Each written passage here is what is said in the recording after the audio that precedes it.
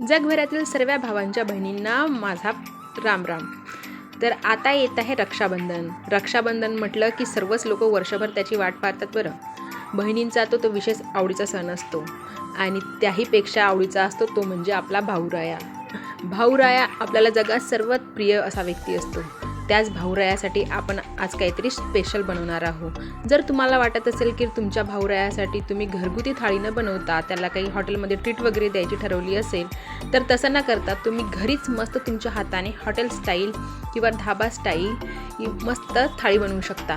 ती कशी बनवायची ते जर तुम्हाला बघायचं असेल तर आता आपण ते बघूया. पण त्याआधी तुम्ही माझ्या चॅनलला लाईक, शेअर आणि सबस्क्राईब करायला विसरायचं नाही बरं का. तर चला बघूया आपण ही थाळी कशी तयार केलेली आहे. त्यासाठी इथे मी घेतलेलं आहे मस्त ते 1 पाव तुम्ही पनीर घेऊ शकता. त्याला चौकोरी काटून घ्यायचं आणि सोबत घेतलेले फ्रोझन मटार. आणि आता आपण वाटण्यासाठी काय काय लागणार आहे ते बघूया. त्यासाठी मी घेतले होते कांदे, 2 टमाटर, 10 ते 12 काजू भिजवून घेतलेले आहेत. आता आपण गॅसवर पॅन ठेवलेला आहे, त्यामध्ये टाकलेलं आहे तेल आणि त्यामध्ये कांदे मस्त शिजवून घ्यायचे.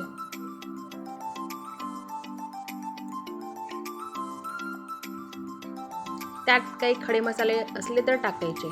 माझ्याकडे जे खडे मसाले होते ते मी टाकलेले आहे. 1 मोठी विलायची, चक्रीफूल आणि दालचिनी आणि टोमॅटो कापून घेतलेले आहेत ते आता आपण यात टाकून घ्यायचे आणि 2 मिनिट मस्त झाकण लावून याला वाफ येऊ द्यायची, म्हणजे ते व्यवस्थित नरम पडतात.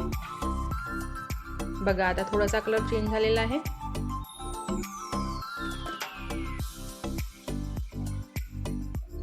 आता आपण यात टाकून घेऊया जे भिजवून ठेवलेले काजू होते ते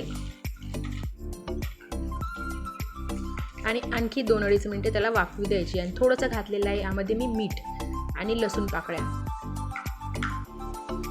त्याला व्यवस्थित मिक्स करून घेतलं. बघा आता आपलं ते झालेलं आहे तयार. आता आपण वाटण करून घेऊया. त्यासाठी मी मिक्सरच्या भांड्यामध्ये घेतलेलं आहे जिरं आणि अद्रकाचे 2 तुकडे आणि सोबतच जे आपण वाटण केलं होतं ते थंड करून घेतलं ना, त्याला मी मस्त वाटून घेतलेलं आहे. पण त्याआधी आपण इथे त्याच पॅनमध्ये जिथे आपण ते शिजवलेलं होतं त्यामध्येच मी पनीर तळून घेत आहे. तेल टाकलं आणि पनीर तळून घेतलं. ते तळलेलं पनीर तुम्ही कोमट पाण्यात जर टाकलं तर तुमचं पनीर मस्त सॉफ्ट राहते. आता आपण इथे भाजीला फोडणी देऊया.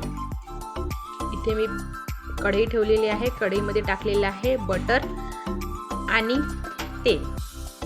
त्यामध्ये आता जिरं मोहरीची फोडणी दिलेली आहे आणि आता घातलेलं आहे जे वाटण आपण बनवलेलं होतं ते वाटण घालून व्यवस्थित मिक्स करून घ्यायचं आणि तेल सुटेपर्यंत झाकण लावून त्याला तसंच शिजवून घ्यायचं. तेल सुटेपर्यंत मी झाकण लावून शिजवून घेतलेलं होतं. आता त्यामध्ये टाकलेले आहेत आपण आपल्या घरी असेल ते मसाले, म्हणजे लाल तिखट, जिरा पावडर, आमचूर पावडर, गरम मसाला, हे सगळं, धने पावडर आणि त्याला व्यवस्थित मिक्स करून घ्यायचं आणि झाकण लावून 2 मिनिट त्याला तसंच शिजू द्यायचं, म्हणजे व्यवस्थित तेल सुटते. बघा किती छान रंग आले आहे, 1 नंबर.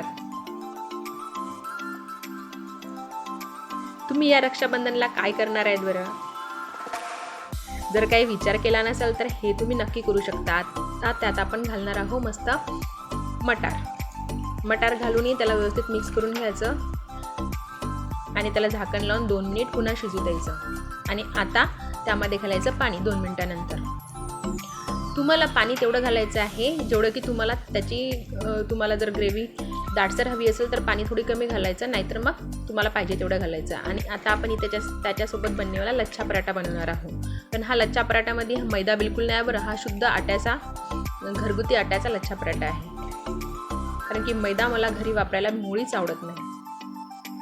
आता आपण त्यावर तेल लावून घेतलं मस्त आणि थोडीशी कणिक भुरळली आणि या प्रकारे तुम्ही त्याला फोल्ड मारू शकता. असं फोल्ड मारल्यानंतर लच्छा पराठ्याला मस्त पदर सुटतात बरं, 1 नंबर. अशा प्रकारे तुम्ही एकदा नक्की करून बघा लच्छा पराठा. आता याला मस्त गोल राऊंड करून घ्यायचा, असं दाबून घ्यायचं, हलकंसं प्रेस करायचं आणि त्याला लाटून घ्यायचं.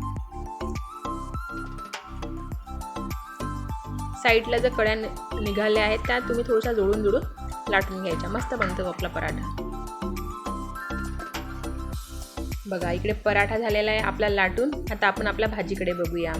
आता वाटाणे जवळपास शिजतच आलेले आहेत. आता त्यात टाकूया आपण आपलं पनीर. पनीर आपण आधीच तळून घेतलं होतं. आता ते टाकलेलं आहे. त्याला मस्त मिक्स करून घ्यायचं आणि थोडीशी कसुरी मेथी हाताने क्रश करून टाकून घ्यायची. किती छान कलर आला आहे बघा. वाटतं ना बिलकुल हॉटेल स्टाईल. जर आपल्याला घरी एवढं छान बनवता येते तर कशाला मग हॉटेलमध्ये पैसे खर्च करायचे. आता इथे टाकलेलं आहे वरून कोथिंबीर आणि आता आपली भाजी झालेली आहे तयार. आता आपण आपला पराठा शेकून घेऊया. तवा गरम झालेला आहे.